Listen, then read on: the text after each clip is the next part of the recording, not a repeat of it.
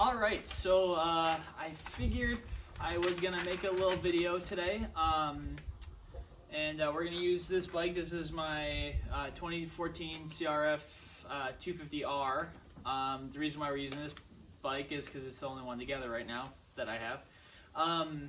But my video today is motocross, endurocross, enduro specific terms. So we're going to go through a few feeling terms. We're going to go through a couple engine terms. We're going to do one take, so no cuts. We're going to do it live. So you got this sheet here with a couple things on here. So we're going to go through a couple of these terms, and then yeah, that'll be the video. So we got the first one on here is pitching. So say it works good with this stand because we get a little bit of movement here. But say we're coming into a corner, and because of that we're using the front brake. So we're on the front brake, that rear end starts to come up, our front forks to start going down. And as we start doing that, we let off the front brake so we can kind of go around that corner. So what ends up happening is that front fork starts to unload, and then our bike goes from this to this to this to this. So that movement right there is pitching back and forth. Okay, think of like a pendulum, something going up and down, back and forth. Okay, a couple other things is anti-squat. It kind of sounds like the opposite of what it would be. But anti-squat is where that you're coming out of a corner, or you're on a straightaway and you're on the gas hard. So what happens is you're on the gas hard, and then that rear shock starts to squat.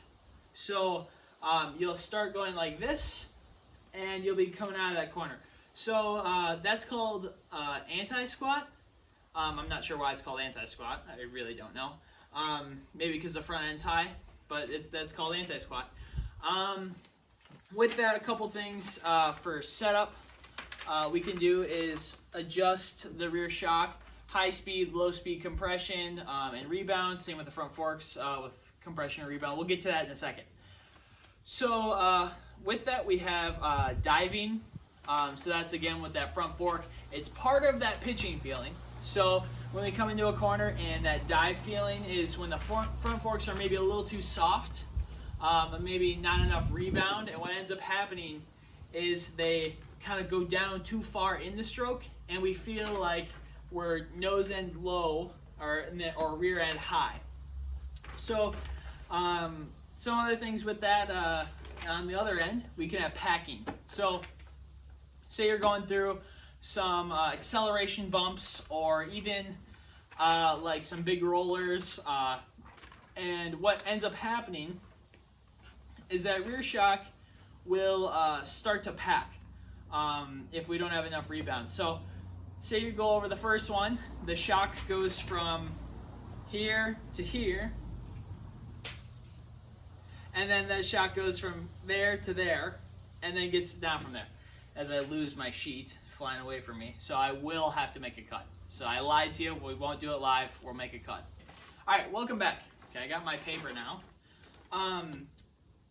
So one of the feeling things we can do, one of those things for setup would be fork height.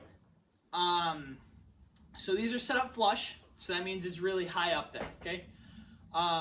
So we could not lower that fork. We could not drop or we could not raise that fork up. It's as high as it goes.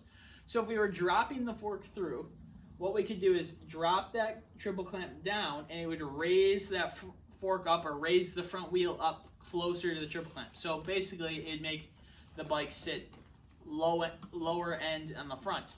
So what that would do, say going into corners, it'd give you a little bit more front end feel, just because you'd be a little bit closer to the ground in the front end.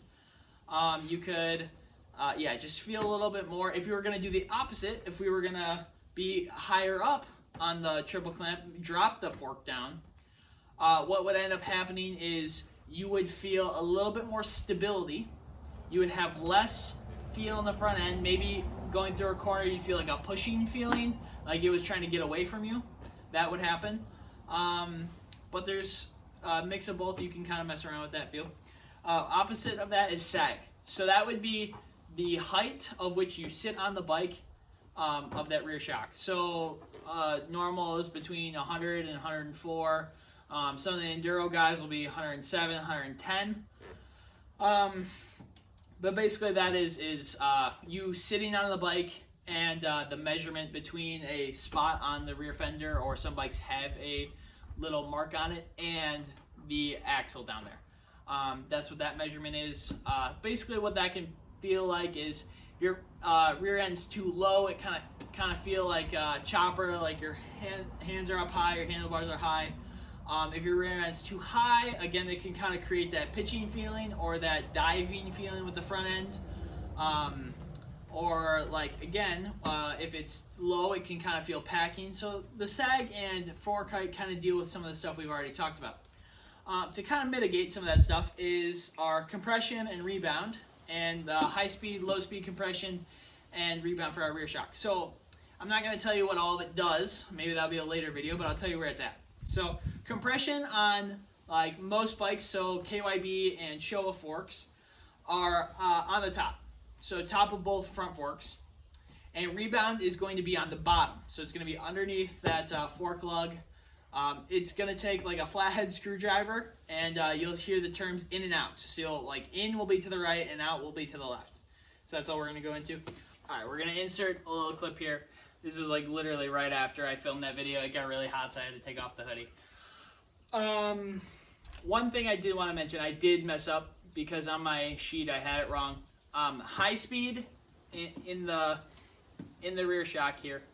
High speed is the knob. Low speed is a clicker. I don't know why I said it opposite. I realized it as soon as I clicked off. I was like, oh, I'm using the wrong terms the whole time. See, it happens. It happens to everyone. So I just want to put that in there. So we're going to go back to the regular video now. And yeah, keep watching. For the rear shock, okay, you have high speed and low speed. This is where it gets a little confusing. High speed is going to be that little clicker. It's going to be that flathead screwdriver. Low speed, that's the key. Everyone's afraid of this because they think it's something they shouldn't be messing with. The oil's gonna fly out. I don't know. It's this big knob. Okay, don't fear the knob.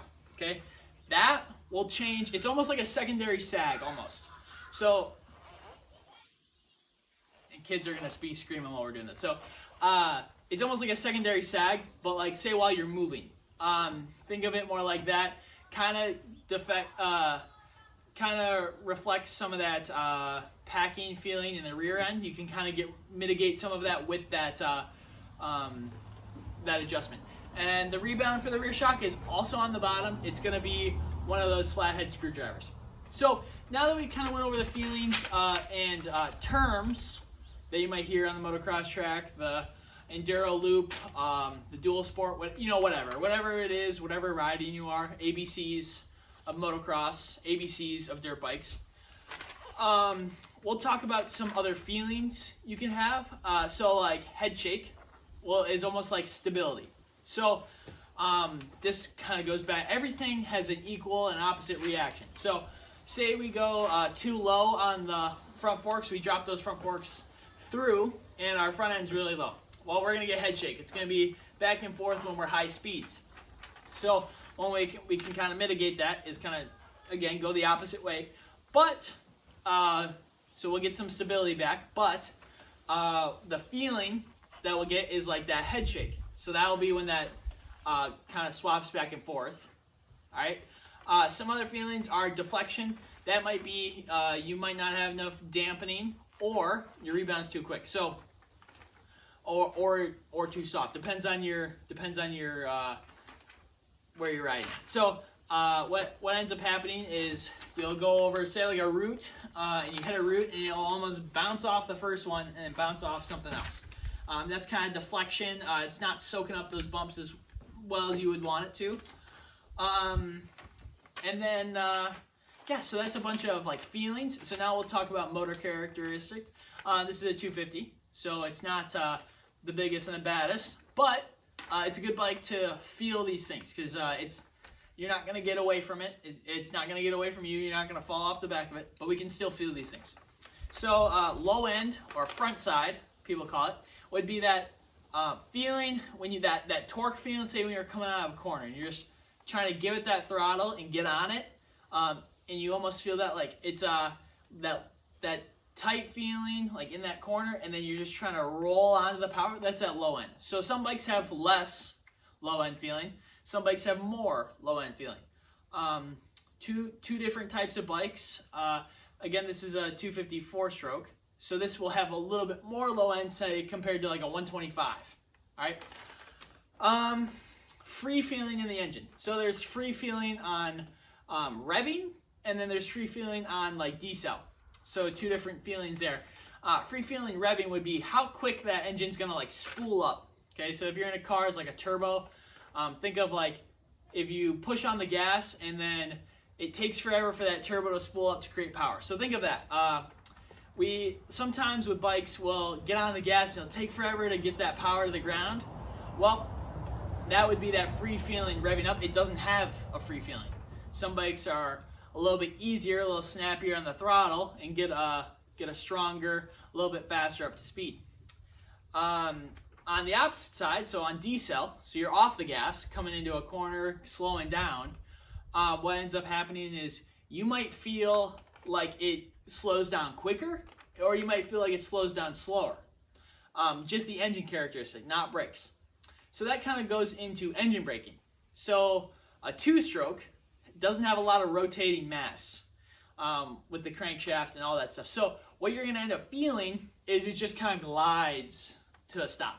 When in the 4-stroke realm of things, you're going to feel a little bit more pitching. That front end's going to get low. See, everything kind of comes back around.